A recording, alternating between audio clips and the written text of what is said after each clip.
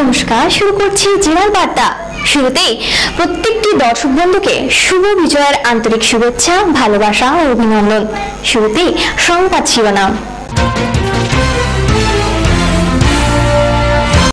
অকাল বর্ষণের অস্বস্তিতেই পুজো বিদায়, চোখের জলে দেবীর বিদায়ে ফের প্রতীক্ষার সূচনা।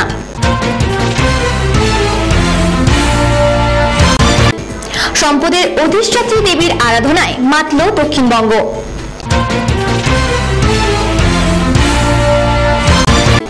মূল্যবৃদ্ধির বাজারে অস্বস্তিতেই মধ্যবিত্ত থেকে নিম্নবিত্ত, চড়া মূল্যে সবজি থেকে ফলমূল, বাজার দর নিয়ন্ত্রণে না থাকায় ক্ষুব্ধ সাধারণ মানুষ। পবিত্র ঈদের খুশিতে মাতল জেলা বাঁকুড়া। সপ্তমীতে দেবীর বোধন, অষ্টমী নবমী পেরিয়ে অবশেষে দশমীতে চোখের জলে বিদায়। সিঁদুর খেলা, বিভেদ ভুলে কোলাকুলি আর আলিঙ্গন, মিষ্টি মুখরতায় আবারও নতুন প্রতীক্ষার সূচনা। করজোড়ে নিবেদন, আবার এসো মা। বছরভর প্রতীক্ষার অবসান, পুজোর 4টে দিন। নতুন বস্ত্রে নিজেকে সাজিয়ে দেদার আনন্দ আর হই হুল্লোড়ে এবার যেন কিছুটা খামতি।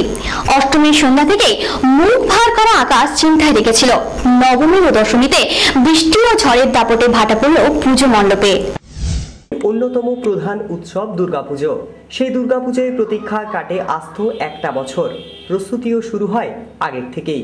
এবারে দুর্গাপুজোর আগে টানা বৃষ্টিতে অস্বস্তি বাড়িয়েছিল। আবহাওয়া দপ্তরের সতর্ক বার্তাও ছিল, তবুও আশায় ছিল বৃষ্টি থামবে।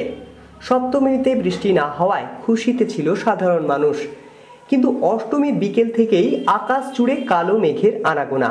বিকেল থেকে তুমুল ঝোড়ো হাওয়া আর বৃষ্টি। প্রবল বৃষ্টিতে কোনো কোনো পুজো মণ্ডপে 1 হাঁটু জল জমার উপক্রম। বৃষ্টি থামতেই ছাতা মাথায় বেরিয়ে পড়া, কখনো মেঘ আর কখনো বৃষ্টিতে থমকে ছিল মণ্ডপ চত্বরের ভিড়। প্রবল ঝড়ে ক্ষতির মুখে পড়ে বেশ কিছু পুজো মণ্ডপ। প্রবল ঝোড়ো হাওয়ায় ছিঁড়ে যায় প্যান্ডেল। তবুও পুজোর দিনগুলিতে গৃহবন্দী থাকেনি মানুষ। দুর্যোগকে উপেক্ষা করেই ঠাকুর দেখার আনন্দ নিয়েছেন তারা। ব্যুরো রিপোর্ট, জেলার বার্তা। দুর্গাপুজোর 4 দিন মামা বাড়ি কাটিয়ে আমেজ বোধহয় যায় না দেবীর কন্যা সন্তান লক্ষ্মীর। তাই পুজো শেষে 4 দিনের ব্যবধানে ফের মর্তধামে ধনলক্ষ্মী দেবী। সম্পদ ও ঐশ্বর্যের দেবী লক্ষ্মীর পুজোয় মাতোয়ারা গৃহস্থ থেকে পুনিক মহল। আলপনা আর ফুল দিয়ে প্রতিমা সাজিয়ে গৃহস্থের আহ্বানে এসো মা লক্ষ্মী, বসু ঘরে।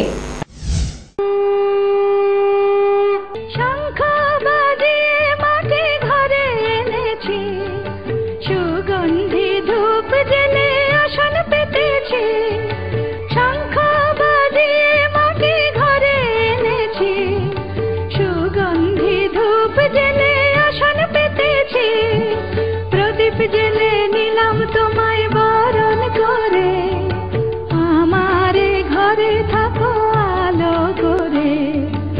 এসো মা লক্ষ্মী, বসো ঘরে, আমারে ঘরে থাকো আলো করে। এসো মা লক্ষ্মী, বসো ঘরে, আমারে ঘরে থাকো আলো করে।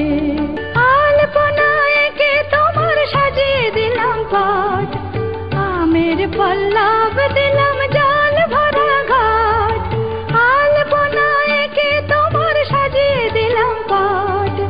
আমের পল্লব দিলাম জল ভরা ঘাট, পান সুপারি সিঁদুর দিলাম 2 হাত ভরে। ধন ধান্যে ভরো আমারে ঘরে, পান সুপারি সিঁদুর দিলাম 2 হাত ভরে। ধন ধান্যে ভরো আমারে ঘরে, এসো মা লক্ষ্মী, বসো ঘরে, আমারে ঘরে থাকো। আমাদের বড়রা শুরু করেছে, আমার দাদা ওরা, তো এটা আমাদের নিজস্ব একটা ব্যক্তিগত পুজো আর কি, কোনো এটা চালানা তুলে করা হয় না। তারপরে এটা উদ্ভূত হয়েছে আর আমরা সেটা আনন্দ সহিত পালন করি প্রত্যেক বছর। তার জন্য আমরা নিজেরাই যা খরচ খরচা হয় সে নিজেরাই করি। এখানে মায়ের খালি মূর্তি, ডাকের সাজ, আর 21 বছর ধরে এটা হচ্ছে। তারপর জানি না কীভাবে করতে পারবো, চেষ্টা তো হচ্ছে। আলো করে এসো মা লক্ষ্মী, বসো ঘরে, আমারে ঘরে থাকো আলো করে।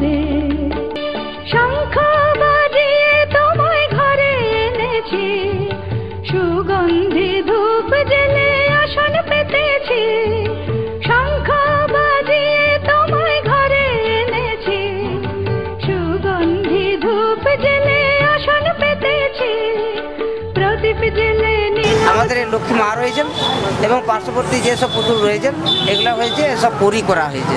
হ্যাঁ, খুবই উৎসাহ এদের রোজা সম্প্রদায়, এগুলো পরি করা হয়েছে, প্রতিমা সাজানো হয়েছে।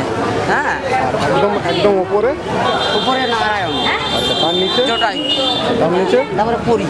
এসো মা লক্ষ্মী বসো ঘরে, আমার ঘরে থাকো আলো করে। এখন নিয়ে নেব একটা ছোট্ট বিজ্ঞাপন বিরতি। ফিরে আসছি বিরতির পর, সঙ্গে রাখুন জেলা বার্তা। বাড়ি তৈরির জন্য আর এদিক সেদিক নয়, এবার বেলিয়াতোড়ে পিকেজি এনেছে আপনার বাড়ি তৈরির স্বপ্নকে সাকার করতে যাবতীয় বিশ্বস্ত উপাদান। মজবুত বাড়ি তৈরির নামি দামি সিমেন্ট, যা আপনার স্বপ্নের বাড়িকে করবে দীর্ঘমেয়াদী। সাধের ঘরকে রঙিন করে তুলতে রয়েছে উন্নত মানের রঙের সম্ভার। রড থেকে অ্যাসবেস্টার সবই পেয়ে যাবেন সাধ্যের মধ্যে। তবে আর দেরি কিসের, আজই আসুন।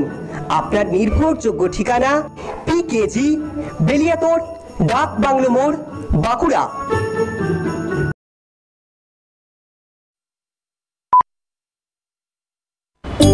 আপনি আপনার দোকানে ঠিক কোন ধরনের কাজ করেন? আমার বাড়িতেই দোকান, রিচার্জ কুপন আর কিছু ইলেকট্রিকের জিনিস বিক্রি করি। আপনার কারখানায় কজন কাজ করে? আপনি কি দোকানের মালিক? আচ্ছা বলুন, আপনি আপনার কাজের জন্য কোনো ঋণ নিয়েছেন? আগে হ্যাঁ, আপনারা ঠিক ভেবেছেন।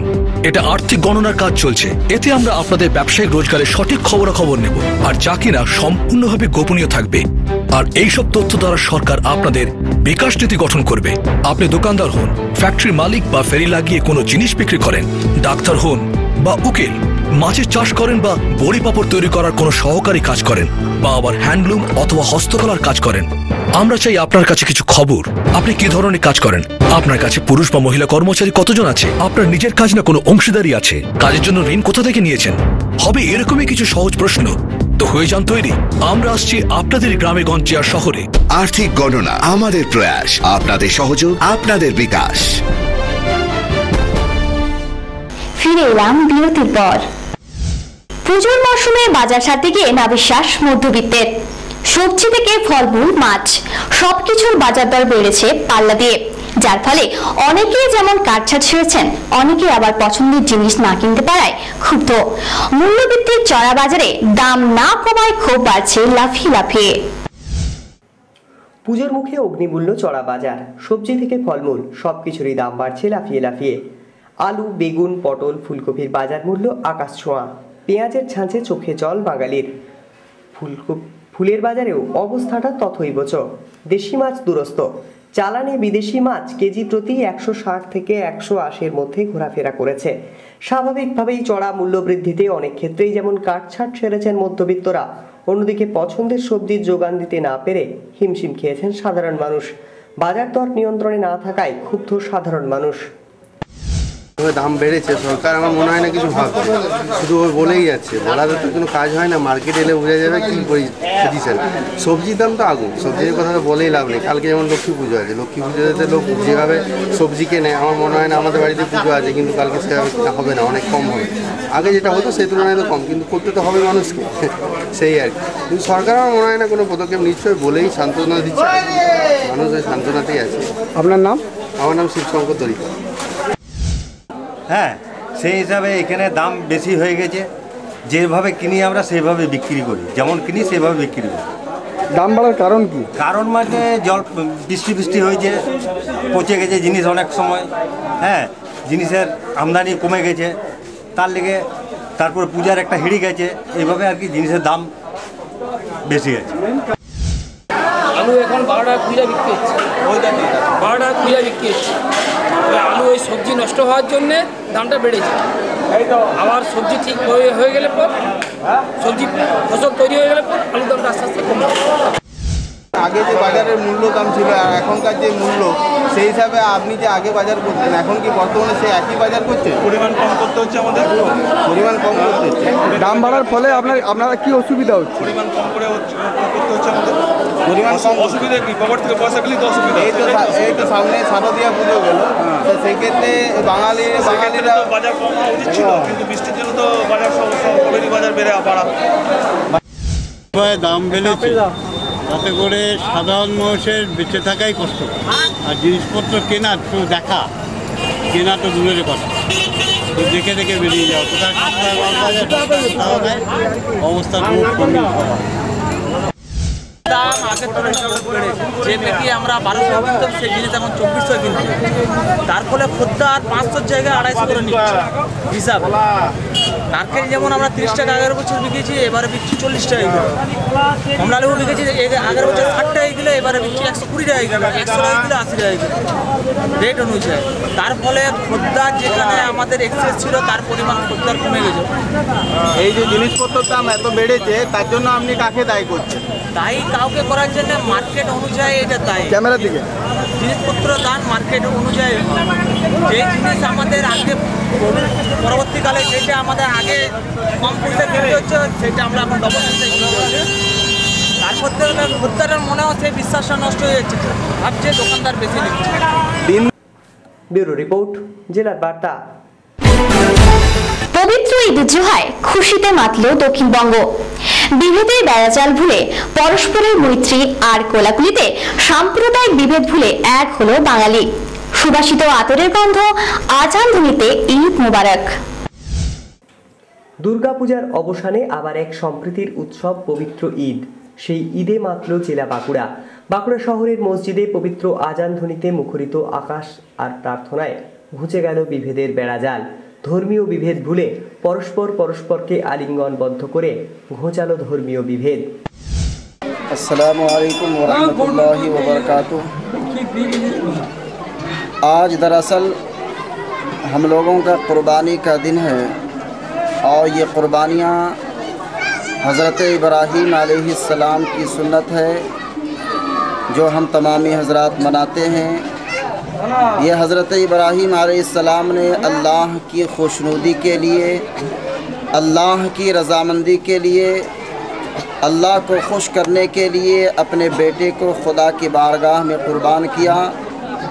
तो अल्लाह तबारक व तआला ने हज़रत इब्राहीम अलैहिस्सलाम की बेटी की कुर्बानी को कबूल फरमा लिया और ये कुर्बानियाँ तमाम उम्मत मुहम्मदिया पर ये वाजिब कर दिया कि वो भी ईद उल अज़हा के मौके पर कुर्बानियाँ क्या करें ताकि हज़रत इब्राहीम अलैहिस्सलाम की याद ताज़ा हो जाए।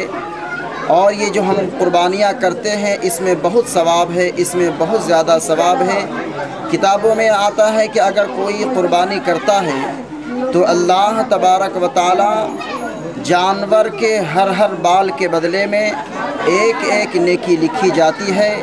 लिहाजा अल्लाह तबारक व तआला के हुक्म पर हम तमामी हज़रात, तमाम मुसलमान हज़रात खुदा की बारगाह में कुर्बानियाँ क्या करते हैं ताकि अल्लाह तबारक व तआला हमारी नेकियों को कबूल अता फ़रमाए और कल क़यामत के रोज़ हमें इसका अच्छा से अच्छा बदला अता करे। अस्सलामु अलैकुम व रहमतुल्लाह। आपका नाम क्या है? मेरा नाम हाफिज़ कारी मोहम्मद नौशाद आलम साहब।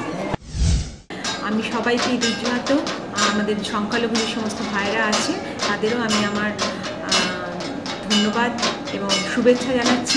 বুদ্ধদেব গড়াইয়ের রিপোর্ট, জেলার বার্তা।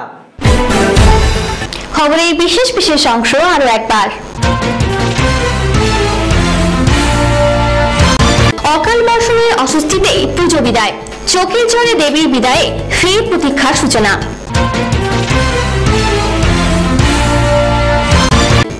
সম্পদের অধিষ্ঠাত্রী দেবীর আরাধনায় মাতল দক্ষিণবঙ্গ।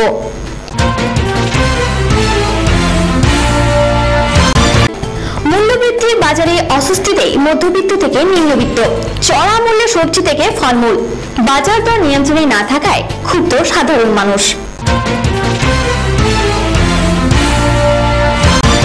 পবিত্র ঈদের খুশিতে মাতল জেলা বাঁকুড়া। আজকের মতো জেলার বার্তা এই পর্যন্তই। পরবর্তী খবর দেখতে চোখ রাখুন আপনাদের প্রিয় কেবল টিভিতে। ততক্ষণের জন্য বিদায় নিচ্ছি। দেখতে থাকুন জেলার বার্তা, জেলার মানুষের অন্তরের কথা। নমস্কার।